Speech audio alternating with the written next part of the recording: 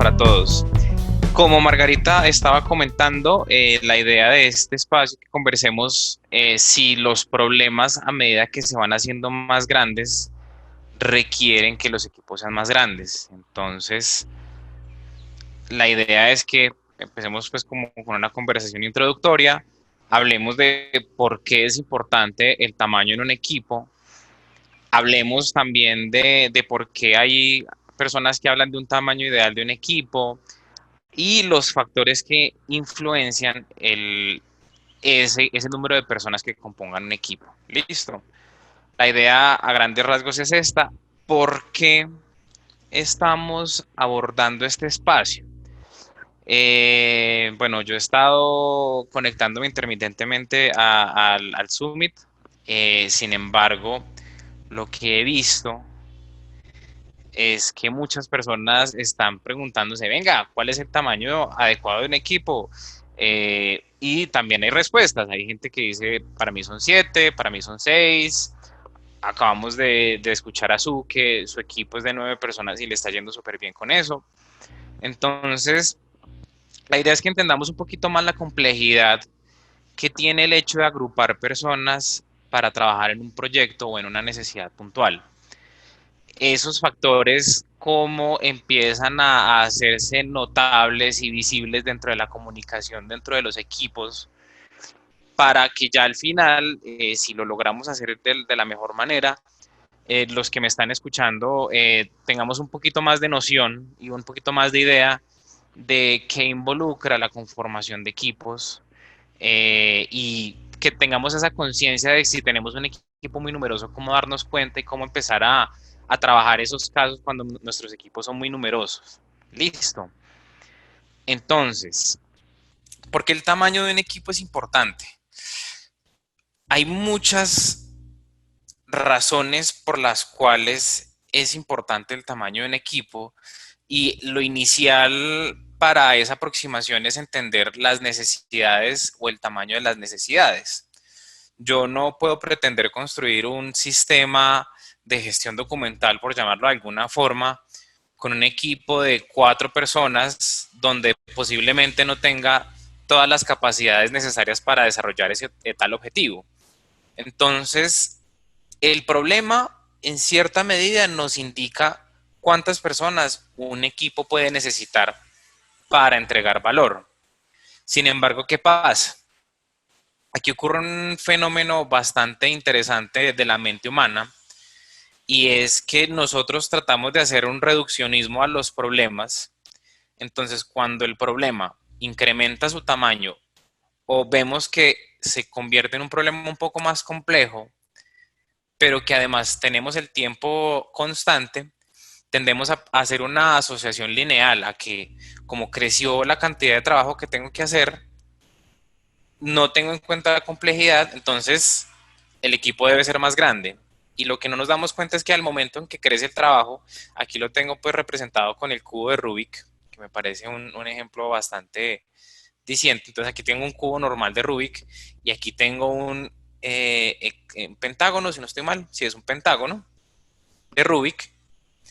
Entonces lo que yo digo es, listo, mi problema es más grande, pero lo que también me está diciendo en este momento es que el problema es más complejo. Entonces, si yo hago la asociación lineal, estoy cometiendo un error. Y ese error me lleva a tener disgustos, a pensar que el equipo no está rindiendo como antes, etc. O sea, aquí ya empezamos a tener un montón de conjeturas, entonces hay que tener cuidado en que la potencia del equipo no siempre está dada por la cantidad de personas que la conforman. Si está dada, quizás por la cantidad de capacidades y habilidades que ese equipo tiene en un principio de manera individual y que al momento que empiezan a trabajar juntos empiezan a distribuir entre todo ese equipo. Entonces, esa asociación lineal de la capacidad de nuestros equipos con el trabajo que pueden resolver es un error y la idea es que ese error evitemos cometerlo al máximo porque nos llenamos de expectativas que posiblemente no van a ser cumplidas. Entonces, aquí empezamos a resolver y entender el por qué el tamaño de un equipo, por qué la cantidad de personas que conforman un equipo es importante a la hora de resolver un problema. Pero entonces, vamos a la pregunta que ha sido incluso repetitiva durante todo el día y es ¿cuál es el tamaño ideal de un equipo? Tamaño ideal. Eso es un tema que personalmente, a modo personal, no conozco, porque el tamaño ideal de un equipo, como se los comentaba anteriormente, puede depender en gran parte del problema. Pero entonces, hablemos de esto. Entonces, hay personalidades muy importantes dentro de este tema de agilismo, como Jeff Sutherland, que hablan de que un equipo en su tamaño óptimo está conformado por hasta 7 personas. Jeff Bezos, si escucharon la introducción de Christian, habla de la regla de las 2 pizzas. Si un equipo se puede alimentar con 2 pizzas, perfecto. Eh, no sé cuál es el tamaño de las pizzas que compra Jeff Bezos, porque si son las pizzas esas gringas que son supremamente grandes, de pronto es un equipo muy grande. Y si son las de Papa John's, de pronto es un equipo más pequeño, pero con mejor gusto. Y también está pues la guía Scrum, que habla de 6 más o menos 3 personas. O sea, entre 3 y 9 personas habla del tamaño ideal. Sin embargo, y por lo que hago también pues como estamos en esta conversación, es porque hay un interés y genuinamente en mí nació el interés de entender un poquito más cuál era la importancia de calcular este tamaño ideal, de encontrarlo como si fuera pues esa bala de plata. Y es que en el tamaño ideal del equipo influyen muchas cosas. Inicialmente, uno, el valor potencial del producto. ¿Por qué? Porque el valor potencial del producto, si yo tengo una visión de negocio estratégica y muy bien planteada, el valor inicial debe ser, digámoslo, coherente contra la inversión que yo esté haciendo. Sí, no me sirve de nada invertir una gran cantidad de dinero por un producto que me va a dar un valor muy, muy pequeño. A excepción de temas regulatorios, temas que ya son obligatorios. Por ejemplo, algo muy común en este momento en el país es facturación electrónica o contingencia por COVID-19. Aquí no me interesa cuánta plata o cuánto valor voy a entregar a nivel económico o cuánto retorno a la inversión voy a tener, sino quiero resolver una necesidad y debo hacerlo. Otro factor que influye en ese tamaño ideal es el foco. Y está muy amarrado a la complejidad de la comunicación, porque entre más compleja es la comunicación, más difícil es de mantener el foco. Y cuando ocurre del otro lado, cuando el foco no es lo suficientemente claro, cuando no tenemos un propósito por el cual estamos haciendo las cosas, mantener la comunicación de una manera coherente se torna muy difícil, incluso si son equipos pequeños. Porque si no sabemos hacia dónde queremos llegar o qué objetivo queremos cumplir, es difícil tener a la gente en, en ese foco, en esa mentalidad de hacia dónde queremos llegar. Entonces, como se dan cuenta, hay muchas cosas que influyen dentro de este tamaño ideal. A Jeff Sutherland posiblemente le funciona el equipo de hasta 7 personas. A Jeff Bezos le funciona invitarle a su equipo el tema de las 2 pizzas. Ahorita Zuno nos comentaba que le funcionaba muy bien su equipo de 9 personas, pero el tema es que aquí depende y depende de muchos factores. Estos factores que están acá son los 3 más grandes que yo he visto, pero pues también aquí les digo que infinitos son los factores. De nuevo, estamos en entornos complejos y las relaciones humanas son complejas también. Y los equipos, no lo olvidemos, son basados en relaciones humanas, que eso fue algo que se me olvidó comentar en la anterior diapositiva. Ese amarre lineal entre más grandes son los problemas, con más grandes son los equipos, también es un pensamiento que nos hace ver los equipos de solución como máquinas y lo único que hacemos es agrandar su capacidad sin tener en cuenta ese factor humano, ese factor complejo que tiene la interacción humana y las diferentes personalidades que componen un equipo. Y aquí venimos a unos factores que hacen influencia a este tamaño ideal. Y uno de esos es el efecto Ringelmann. Ringelmann era un ingeniero agrónomo francés que estuvo por los años 1880, 1890 haciendo unos estudios de cómo la agricultura mundial podía rendir de una mejor manera. Y en esos estudios universitarios, él llega al hallazgo, que fue un hallazgo que se publicó en 1905-1910, que las personas cuando están agrupadas no entregan su máximo potencial.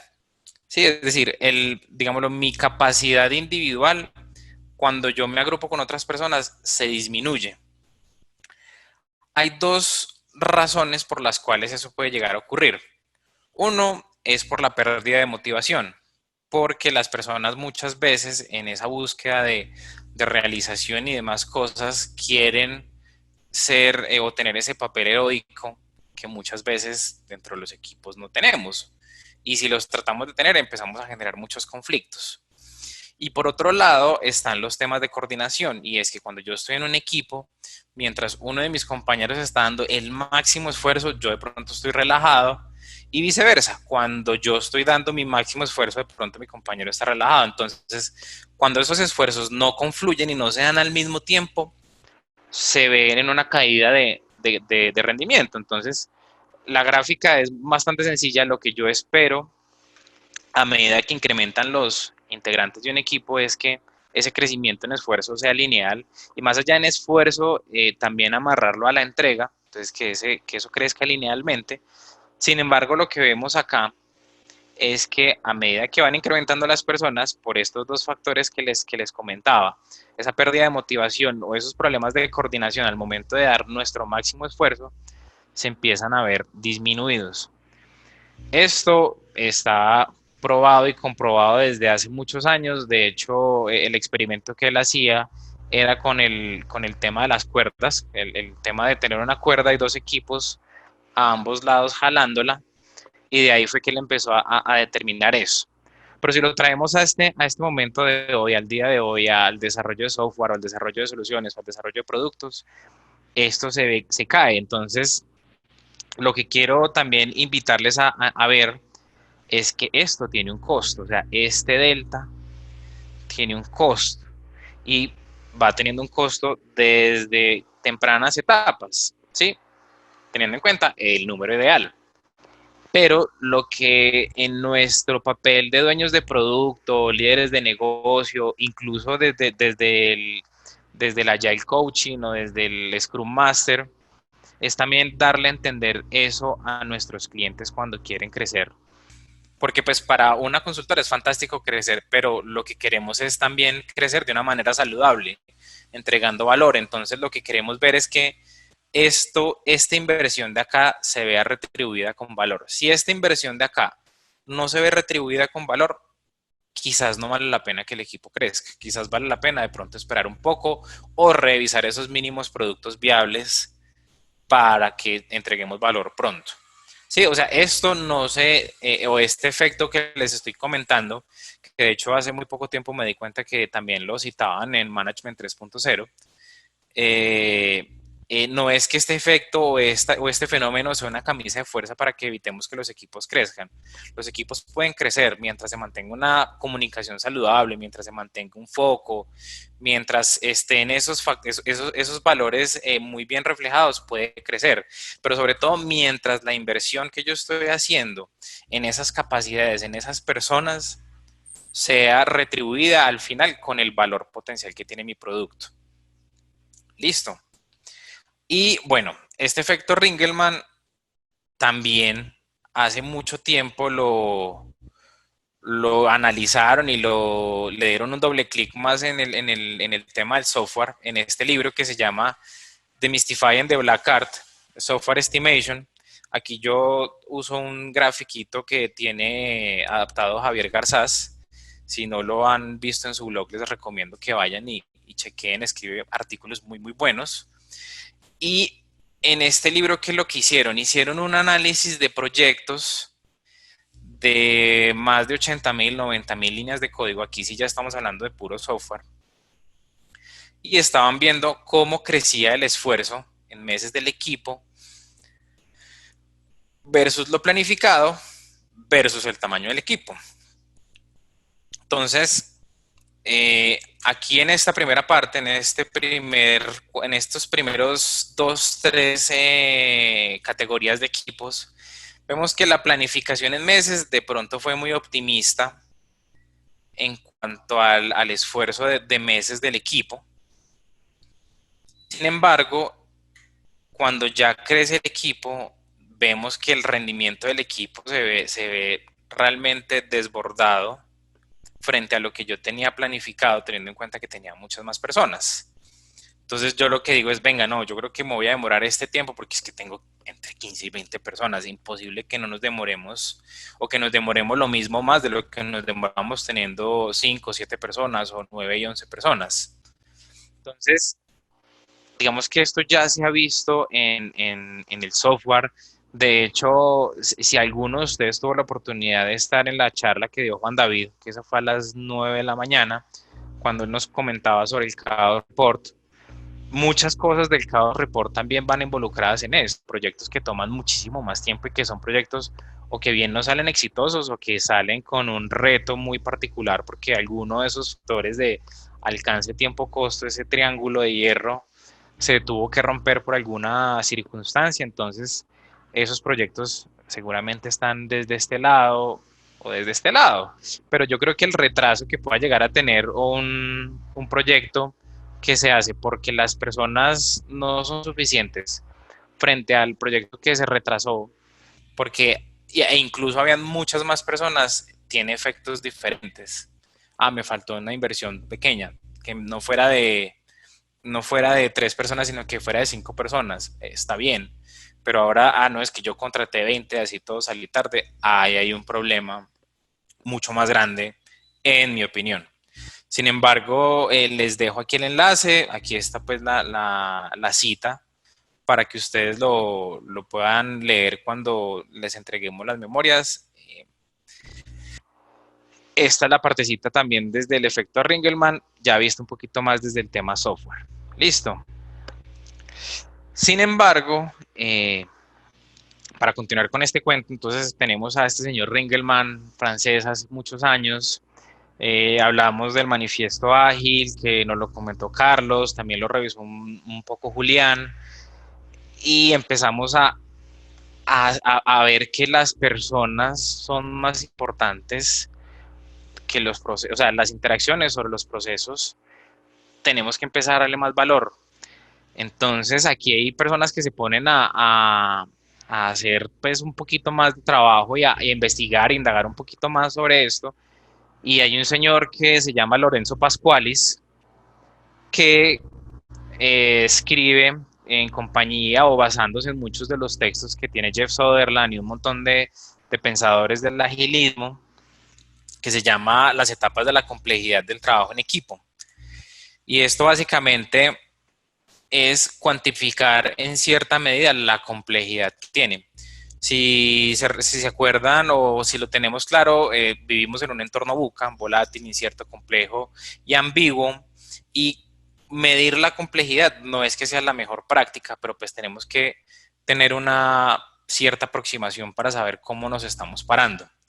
Entonces este señor lo que propone es un marco de trabajo donde tengamos en cuenta las líneas de comunicación, que se refiere a la cantidad de conversaciones uno a uno que se pueden dar entre integrantes del equipo, el número potencial de conversaciones uno a uno que una persona puede tener y el porcentaje de pérdida de conversaciones que yo puedo tener. ¿Sí? Entonces, si yo tengo un equipo de 4 personas, yo soy una de esas 4 personas, yo puedo conversar con 3 personas. ¿Sí? Y yo puedo tener una conversación uno a uno con 2 personas. Sí, no, o sea, si es una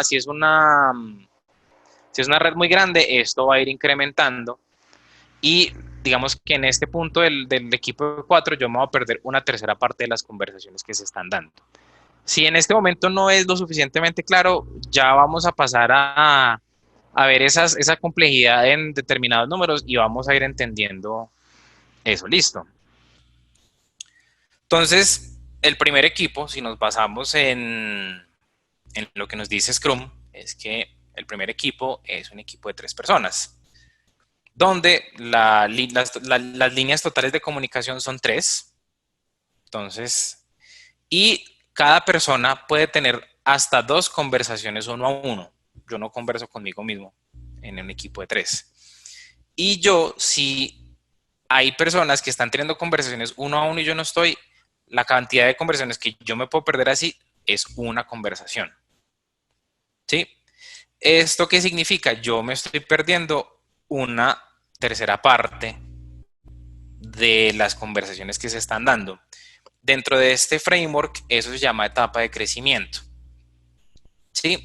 Donde tenemos un potencial de pérdida de comunicación realmente muy bajo y donde no siempre es necesario una figura de liderazgo o de guía y cuando hablo de liderazgo no hablo de un jefe, hablo más de un liderazgo servil, de un acompañamiento en marcos de trabajo, como lo es un Scrum Master, sí, un Scrum Master, un facilitador de equipos.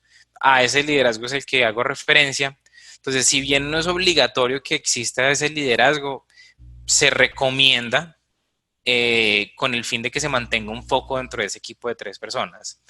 Este equipo puede llegar a tener un nivel de cultura y productividad bastante alto, teniendo en cuenta que son más bien pocos y si están bien enfocados van a ser muy comprometidos con lo que se está haciendo. No tienen tanta dispersión y no hay tanto riesgo de perder comunicación como lo habrían otros equipos.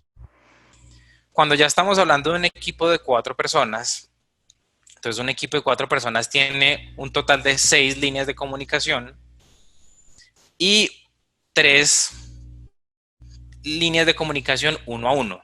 ¿Sí? Entonces yo como soy una persona de un equipo, yo estoy dentro de un equipo de 4 personas, puedo conversar individualmente con mis 3 compañeros. Pero si adicional a eso mis 3 compañeros también tienen conversaciones uno a uno, yo podría perderme la mitad de esas conversaciones. ¿Sí? Entonces aquí ya el tema del liderazgo, y volvemos al liderazgo servil por llamarlo de alguna forma, es necesario. Aquí ya también empezamos a respirar un sentido de pertenencia más allá del sistema grande en el que estemos, sino el sistema del equipo, a ese sistema de personas. Ya le voy teniendo, ya voy sintiéndome parte, ya lo voy considerando, por llamarlo de alguna forma, una familia. Ellos son las personas a las que veo todos los días. Entonces es muy importante tener eso en cuenta. Ya cuando tenemos, ya a medida que se van haciendo grandes los equipos, se van formando familias también.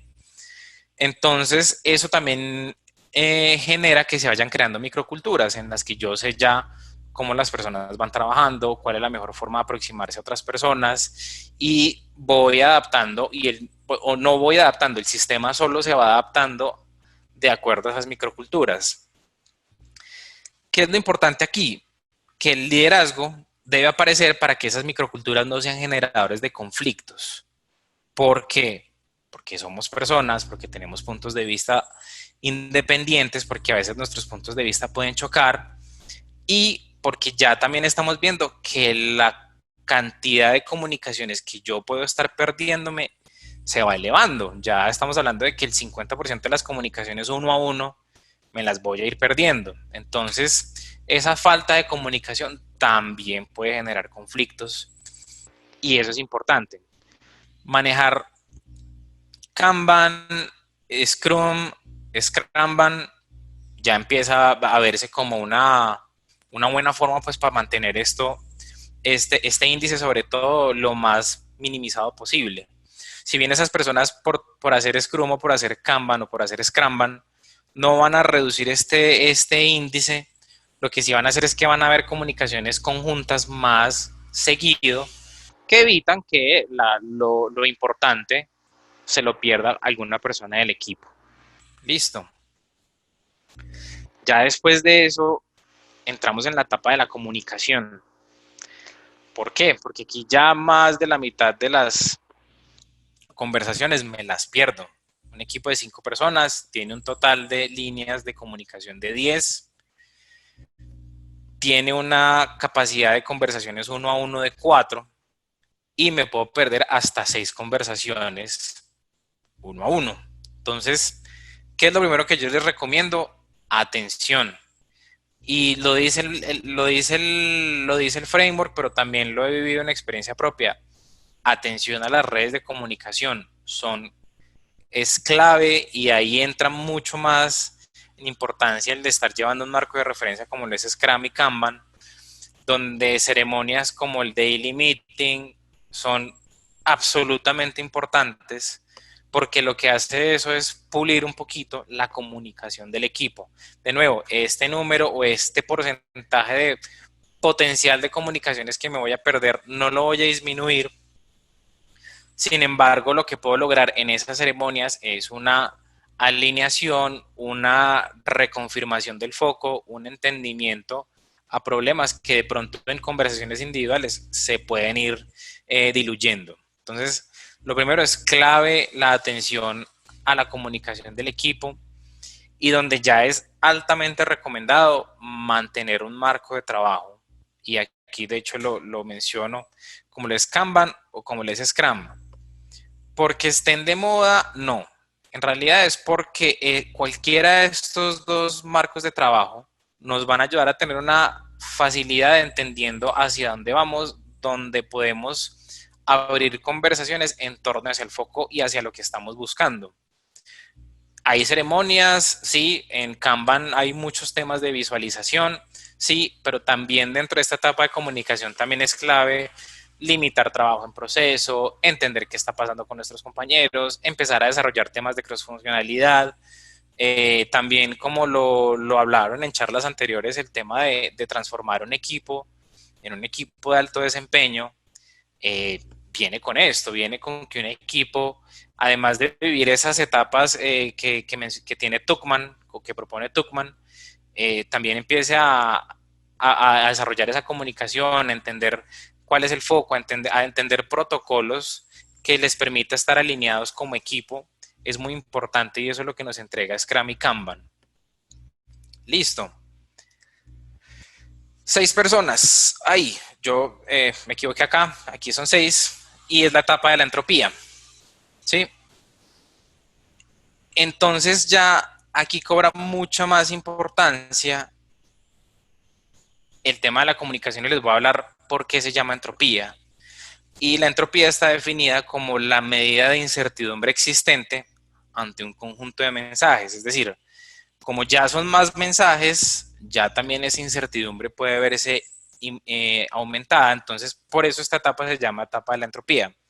Aquí ya me estoy perdiendo 2/3 partes de las conversaciones. Son 5 personas, digo, sí, son 5 personas. Ok, ya, un segundo. Dame un segundo porque me fui. Son 6 personas, 15 líneas de comunicación, 5 conversaciones uno a uno que puedo llegar a tener con mis compañeros de equipo, y una pérdida potencial de comunicaciones de 10 líneas, de 10 conversaciones, que es una tercera parte de la cantidad de conversaciones que puedo tener. Entonces aquí ya el gestionar de una manera más intencional la comunicación de las personas es clave, porque la entropía nuevamente genera conflicto, y ese conflicto se puede generar por muchas cosas. Uno es el hecho de no tener claro el foco, de tener desorden dentro del sistema. Cuando hay desorden, pues empezamos a pensar muchas cosas, y al haber entropía también las decisiones muchas veces pueden tomarse por voluntad propia. Cuando yo estoy dentro de un equipo y de pronto no traje un mensaje y tengo una misión, de pronto voy por mi camino y busco mi camino para lograr esa tarea. Muchas veces ese ir por mi camino supone desalinearme con el foco o no entregar ese valor.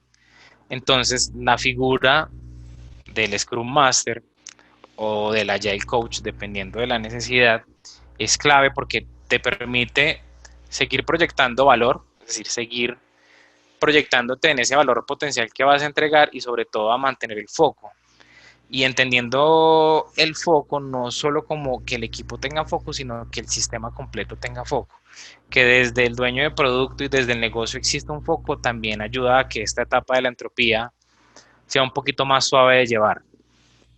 Sí, aquí ya se va haciendo el equipo grande, se va haciendo el equipo denso también, porque las comunicaciones pues pueden llegar a ser un poquito complicadas si no se sabe manejar bien. Ojo que todo esto es dependiendo de cómo se manejen.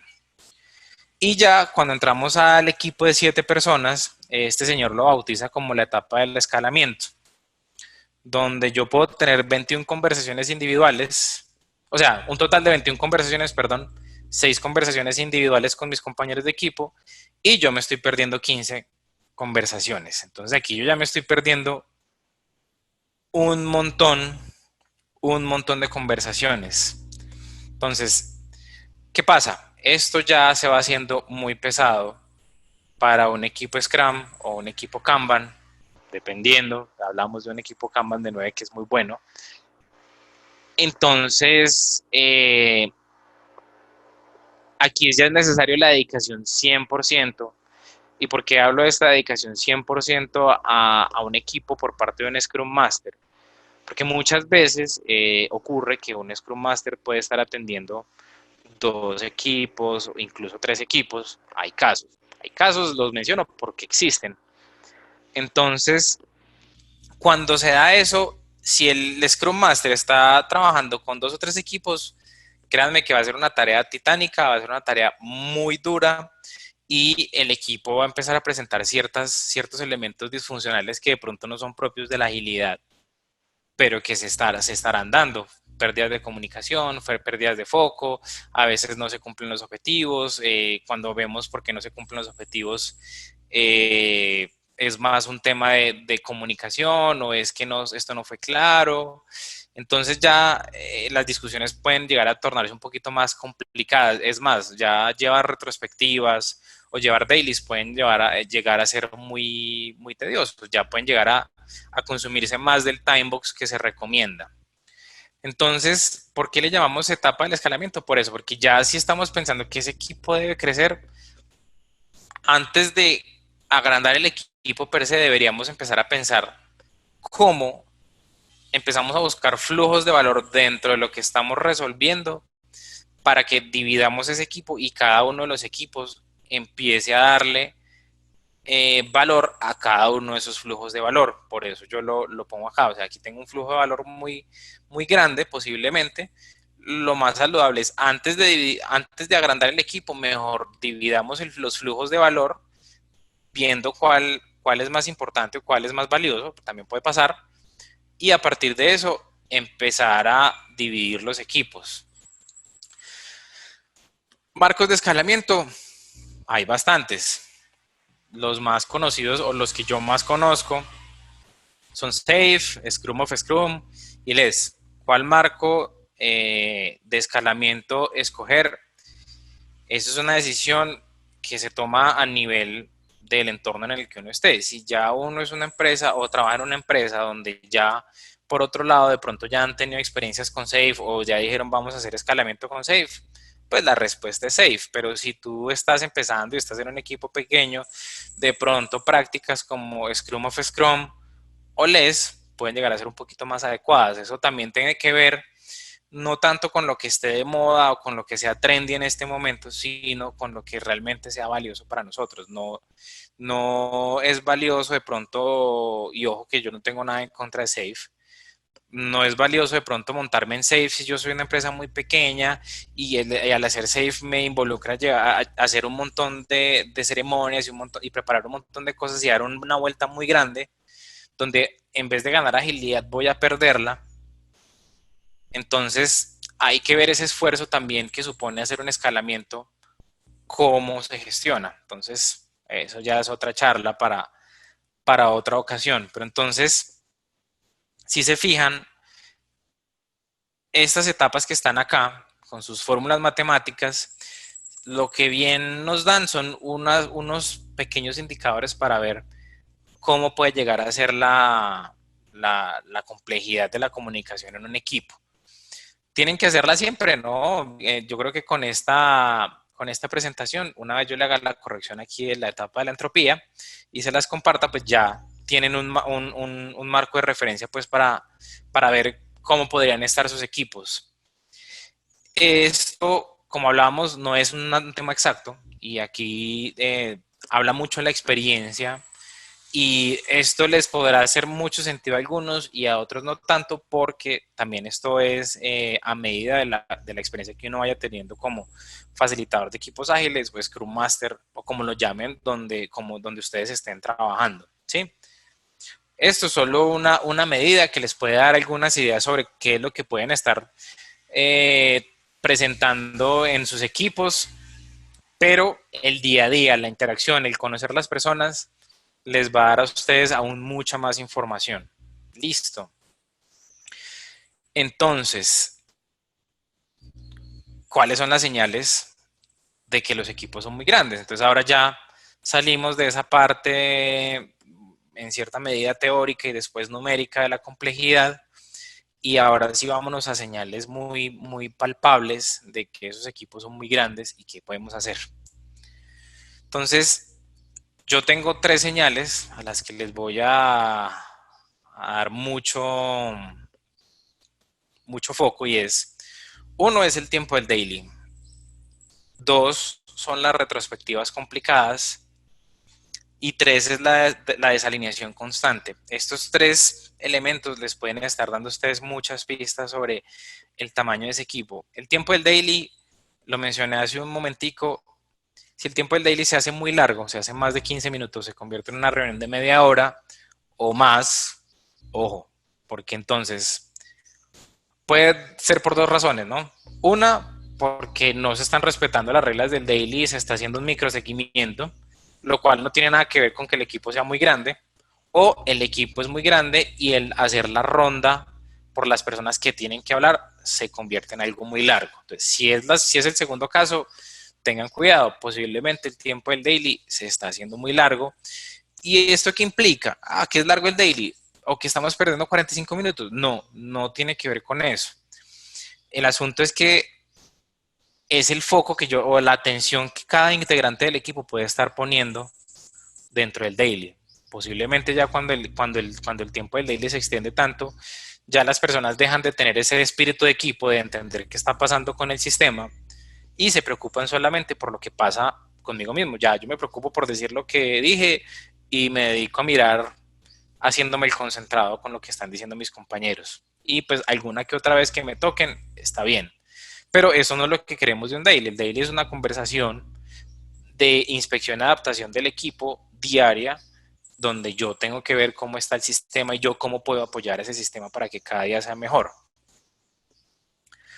Después viene el asunto de retros complicadas. Las retros complicadas son retrospectivas que podemos pasar 1 hora y media, 2 horas dándole y seguimos hablando y seguimos en esa zona del grooming, de discusión, de discutir y no llegamos a esa zona de tomar decisiones, de generar acciones. Entonces, cuando eso pasa, es también porque ahí hay una señal de que o bien sea hay un factor de discordancia dentro del equipo que tenemos que empezar a revisar, o somos tantos en el equipo con tantas personalidades que es muy difícil llevar una retrospectiva, porque tener a 12 personas tranquilas con que el sistema va a mejorar de la forma que ellos creen que debe mejorar para que sea mejor el trabajo, es mucho más complejo que hacerlo con un equipo de 6. ¿Sí? Y en otro caso, pues la desalineación constante, el tener que estar repitiendo los mensajes de foco y demás cosas, que también es muy desgastante, puede llegar a ser un indicador. También está el otro caso en el que hay personas que por más que nos la repetimos y hablamos del foco y hacemos talleres de foco, se desalinean porque esa es su personalidad, esa es su forma de ser, esa es su forma de trabajar. También puede pasar porque hay una red de comunicación demasiado grande, demasiado compleja, que propicia esa desalineación constante. Sí, de nuevo, esta, y de hecho esta la pongo más abajito porque esta posiblemente si uno está con una buena dedicación al equipo y las ceremonias, sobre todo la ceremonia del daily, voy a insistir mucho en esto, son ceremonias conscientes, la desalineación debería disminuir un poco, no desaparecer, pero sí disminuir. Yo creo que nunca va a desaparecer. Y Y pues la verdad yo les cuento, digamos que ya habiendo conversado sobre todas estas, eh, todos estos factores que influyen sobre el tema del tamaño de un equipo, en mi experiencia trabajando con equipos entre 4 y 6 personas, siento que es un equipo más dinámico, un equipo que entrega con un muy bajo nivel de reprocesos. El configurar el equipo de una manera correcta era muy fácil, además porque no era una labor que yo hiciera como Scrum Master, sino que desarrollando la relación entre los equipos se daba de una manera muy armoniosa, y así también fluyen las conversaciones con el negocio. Entonces, cuando un equipo tiene esa sinergia también ganada, el hacer refinamientos, el mantener backlog, el tener una visual hacia lo estratégico es muy posible. Y ojo con este tema de la visual hacia lo estratégico. Cuando tenemos un equipo muy grande y estamos tan envueltos en el día a día, o porque tenemos que estar tocando y viendo y estando pendiente del equipo, muchas veces olvidamos levantar la cabeza y ver hacia dónde vamos. Entonces, empezamos pues con temas de, es que ustedes son un equipo ejecutor solamente. Entonces, eso también puede llegar a ocurrir. Y por el contrario, también he tenido oportunidad de trabajar con equipos de 7 e incluso más personas. Es un proceso muy pesado, es un proceso demasiado desgastante y demanda mucho de ese rol de Scrum Master, y donde también ese rol de Scrum Master tiene que muchas veces inventarse un montón de cosas que no están escritas en un libro y que ya son más de intuición, de tacto a la situación para ver cómo le logramos dar la vuelta al equipo, donde las alineaciones se hacían más necesarias, donde el ver lo estratégico de pronto era un poquito más complicado. Y eso es un problema porque cuando tenemos la posibilidad de estar viendo lo estratégico, también lo que estamos haciendo en el día de hoy lo hacemos pensando con el hacia dónde queremos llegar. Cuando no tenemos la oportunidad de ver hacia lo estratégico, sino que estamos en el día a día, pasado mañana va a llegar algo y me voy a dar cuenta que no era compatible con lo que hice antes de ayer. Entonces, ahí empezamos a incrementar los reprocesos, y esa entrega continua de valor al cliente o al cliente de mi cliente también se ve afectada. Entonces, eh, este tema de tamaño de equipo no es un tema de capricho, es un tema de pensar cómo construyo un sistema complejo, que es un sistema de personas, cómo gestiono, cómo potencio ese sistema de personas desde mi rol, bien sea equipo solucionador, bien sea dueño de producto, bien sea Scrum Master, porque en realidad todos somos protagonistas en este asunto. Es decir, el Scrum Master no es el único que debe definir cuál es el tamaño perfecto de un equipo, es un tema que también depende del equipo. Entonces, cuando yo hago una conformación constante, consciente, perdón, de ese sistema, enfocado en tener una visual estratégica, donde yo creo que tengo todas las capacidades para entregar valor a mi cliente y al cliente de mi cliente, estoy en una situación que es bastante favorable. Si el equipo es muy pequeño y no tengo todas las capacidades, empiezo a tener una serie de problemas que, si me lo preguntan, son solucionables a través de funcionalidad, de investigación, que pueden comprometer un poco la velocidad, pero que de pronto, y que es un de pronto, no es algo muy seguro, puede llegar a solventarse en un tiempo del corto o mediano plazo. Cuando ya los equipos son muy grandes y la complejidad de la comunicación es tan alta que me permite ver realmente sobre el día a día y muy poquito lo estratégico, empiezo a tener otro tipo de problemas que son solucionables. Sí, son solucionables, pero que también en mi experiencia requieren mucha dedicación. Entonces, con eso les agradezco su atención y quedo pendiente, creo que para las preguntas. Creo que ya aquí yo dejo de compartir y Listo, empezamos con las preguntas. listo, Nicolás. Muchas gracias. Listo, Nico, súper. Muy chévere. Listo. Bueno, Margarita, entonces que vamos una y una. Yo vi que colocaron por acá preguntas en el chat. No acá en las preguntas, pero acá en el chat sí hay bastantes preguntas sobre el tema. Sí, si quieres empieza y yo te sigo. Listo. Bueno, Nico, entonces por acá nos preguntan, De hecho, tenía una vista por acá. Listo. ¿Podríamos indicar entonces que un equipo pequeño de trabajo está mejor guiado por un sistema de autoliderazgo? Sí y no. Y entendamos el autoliderazgo como un liderazgo que puede llegar a ser muy positivo o muy negativo.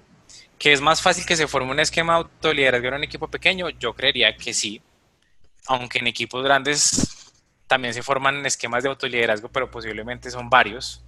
Pero el asunto aquí es que el autoliderazgo sea una guía hacia que el equipo sea mejor, hacia que el sistema humano sea mucho más valioso y entregue mucho más valor. Entonces, a esa respuesta sí, pero con ese asterisco pequeño de, ojo que el liderazgo puede ser positivo o negativo. Ok, listo. No, y yo creo que ahí también, en torno al autoliderazgo, lo que el tamaño del equipo sí te puede ayudar es a generar equipos con ciertos valores que busquen el agilismo, como que sean autoorganizados, autogestionados, crossfuncionales y colaborativos. Entonces, con equipos pequeños es mucho más fácil incentivar equipos de esa naturaleza, y una vez logres esa naturaleza en esos equipos, ellos prácticamente se van a empezar a autoorganizar. Entonces, yo creo Exacto. que eso de fondo va a dar como el mismo resultado de la pregunta que tienes ahí. Sí, de hecho, cuando les comentaba el tema de la etapa de liderazgo, también les comentaba que la microcultura de los equipos se iba formando un poco más fácil, y cuando hablamos de esa autodeterminación, de esa autogestión y demás cosas, esos son temas de cultura interna de los equipos. Listo, súper. Muchas gracias, Nico. Si quieres, Cris, dale, Margarita. vamos a Ajá. aprovechar que Fernando levantó la mano, entonces le vamos a abrir el micrófono para Ah, ok. escucharlo. Listo. Em, ya, espérame que estamos abriéndole el micrófono y Fernando, te escuchamos. Gracias por seguir conectado con nosotros. Un Pero creo que momentito. está silenciado. Espérame que Daisy nos está colaborando con esto.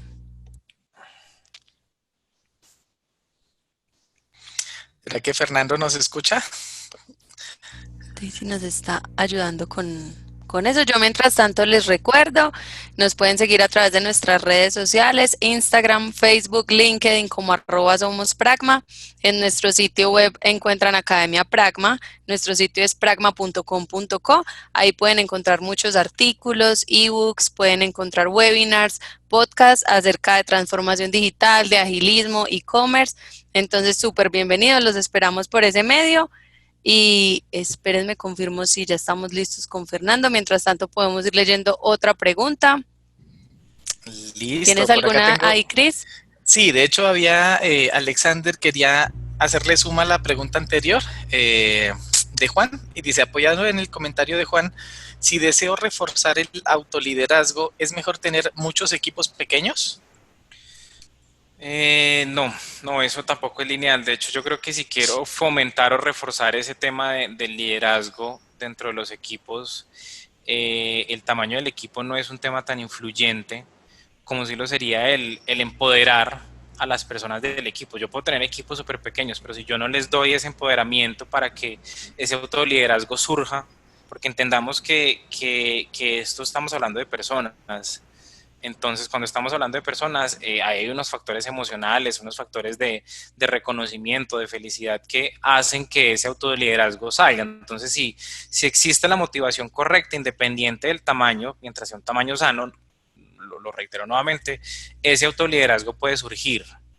Sí, y yo me quedaría más con ese mensaje, Alexander, y ahí sí te recomiendo mucho que revises temas de Management 3.0 sobre todo, que te pueden dar como ciertas pistas o ciertas nociones de cómo fomentar ese crecimiento en autoliderazgo. Y yo creo que no solo autoliderazgo, en ese tema de ser conscientes con el equipo, con el entorno para ayudarlo todo y sentir la motivación para darlo todo dentro de ese equipo. ¿Sí? Súper, súper, Nico, muchas gracias. Por ahí hay un comentario de Sergio que dice, de hecho los equipos de Scrum son autoorganizados. De acuerdo, los equipos Scrum en un alto estado de madurez. El hecho de que tengas un equipo Scrum de por sí no implica que ya se comporten de este modo. El modelo de Tuckman que hemos hablado durante el día de hoy te propone 4 fases de madurez. Cuando lo tienes en la última fase, que es performing, ahí ya puedes hablar de que tu equipo es es autoorganizado, en las anteriores no. Exacto, Entonces, en las anteriores se ahí- hace muy importante esa figura de facilitador para apoyar esa autoorganización. Perdón, Cris, ahí que te corté como Súper, ¿no? fuerte. Antes yo te estoy invadiendo aquí la charla, Nico.